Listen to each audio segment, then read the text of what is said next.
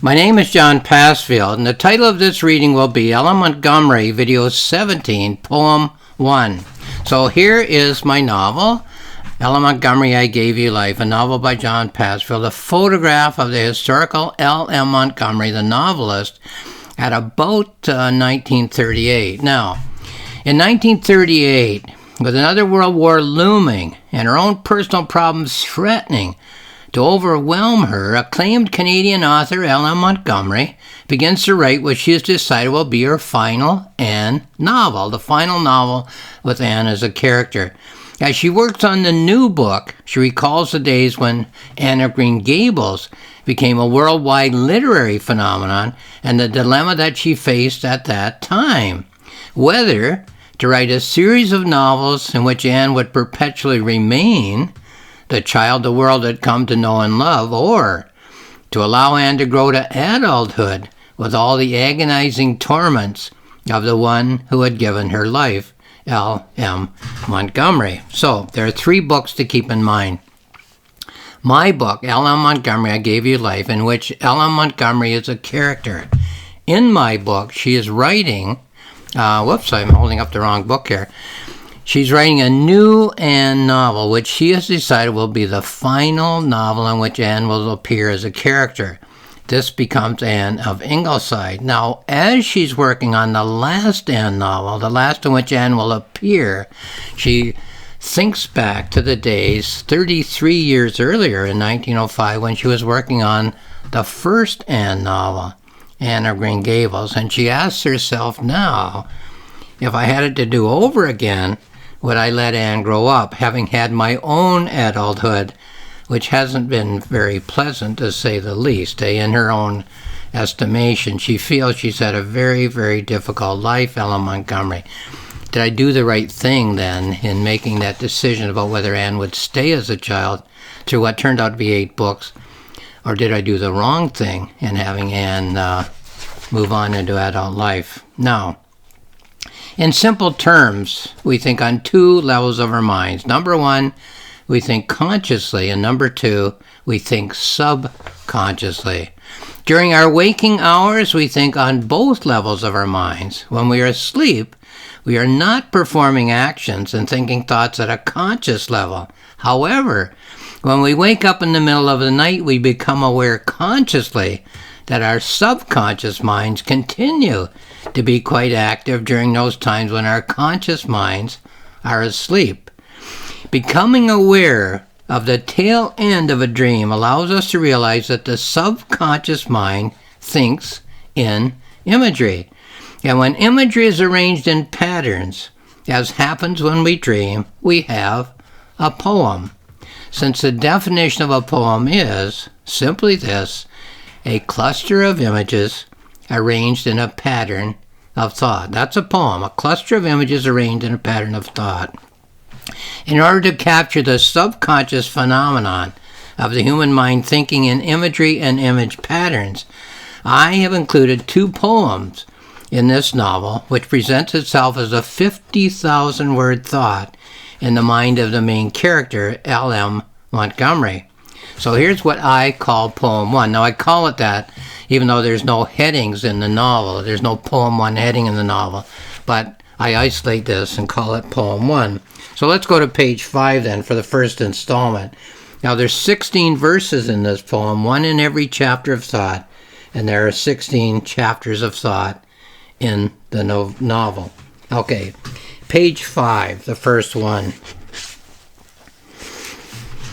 Praying at the meeting, a cold wind at the door. That's all. That's verse 1. We skip 7 pages and go to page 12 for verse 2.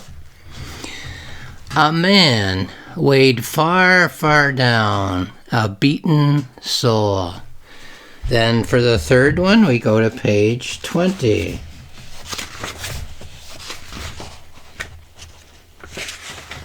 For poem 1, his dusty robe, his sandals worn, his sunburned face, his wind-blown hair. Then to page 28. I swear was blood came out his eyes, was mixing, with his tears. I'm going to read that again. I ruined that.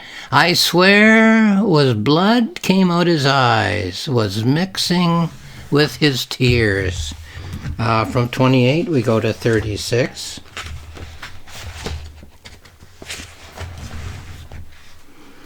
The darkest nights, the coldest days. Then 44.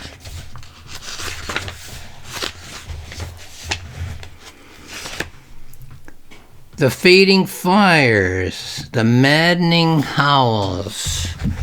52. What I have seen, what I have known. And then 60.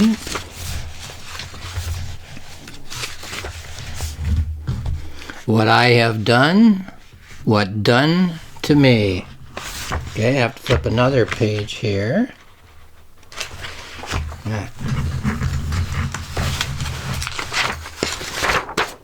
Here we go. Then to page 68. Let no child follow me. And 76. God's gift to man, man's twisted blight. 86. I cannot tell. I cannot tell. 94.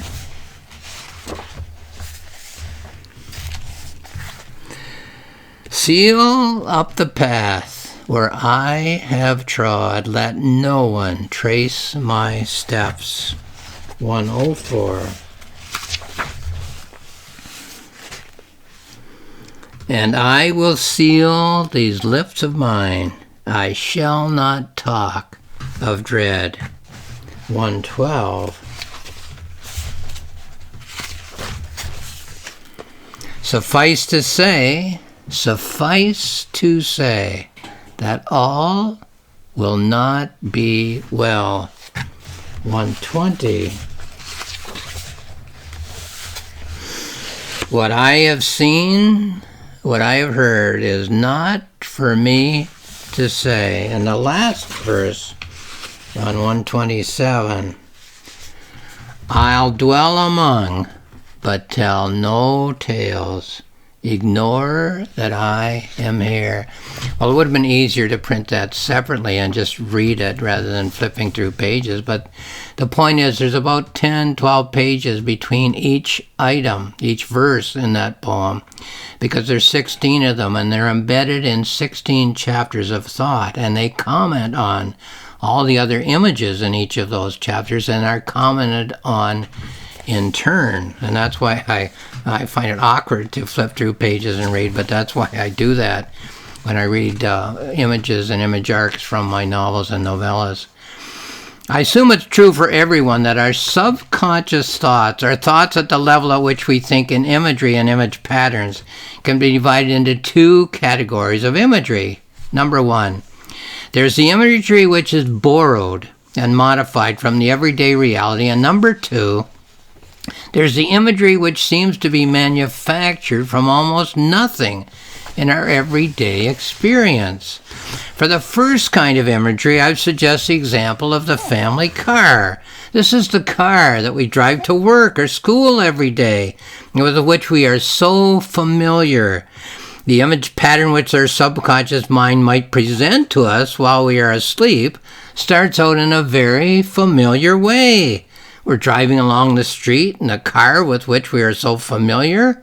Gradually, perhaps, the landscape in which we're driving becomes less familiar. Perhaps we don't drive on winding mountain roads in our daily life. But here we are gradually finding ourselves as drivers on the quite extreme switchbacks of a mountain road.